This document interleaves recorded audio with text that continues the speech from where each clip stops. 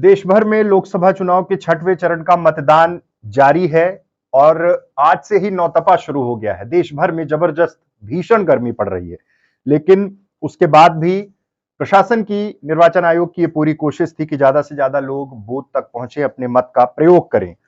1 बजे तक के जो आंकड़े हैं, उनमें देश भर में 39.13% मतदान हो चुका है। बिहार में 36% मतदान अब तक हुआ है। 1 बजे तक के जो आंकड़े हैं, हरियाणा में 36%, जम्मू एंड कश्मीर में 35%, झारखंड में जबरदस्त उत्साह है 42.54%, और दिल्ली में, एनसीटी दिल्ली में 34% मतदान हो चुका है। उड़ीसा में 35%, उत्तर प्रदेश में 37%, और पश्चिम बंगाल में हर चरण में यह देखा गया कि वहां जबरदस्त उत्साह था मतदाताओं में मतदान को लेकर।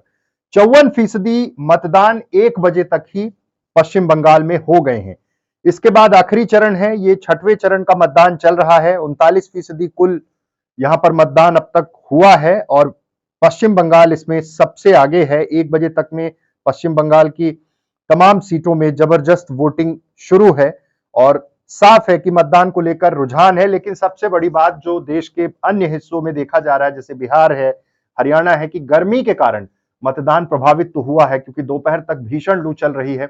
आज से नौतपा शुरू हो चुका है। इस बीच मतदान कई जगह धीमा है, जैसे बिहार में भी मतदान का प्रतिशत कम है, जम्मू कश्मीर में भी कम है, दिल्ली में कम है और उत्तर प्रदेश में भी कम ही माना जाए। लेकिन अभी उम्मीद है कि शाम 5, साढ़े 5, 6 बजे तक जो लोग बूथ पहुंच जाएंगे उनका मतदान हो पाएगा। लेकिन इस बीच गर्मी के कारण ये प्रभावित भी हुआ है, ये एकदम स्पष्ट है। और अब तक 39.13%, 1 बजे तक के ये आंकड़े हैं, मतदान हो चुका है। इसके बाद आखिरी चरण है और फिर 4 जून को देश भर के परिणाम लोकसभा चुनाव के आ जाएंगे। लेकिन अभी तक जो सबसे ज्यादा मतदान है वो 1 बजे तक में पश्चिम बंगाल में 54.80% हुआ है।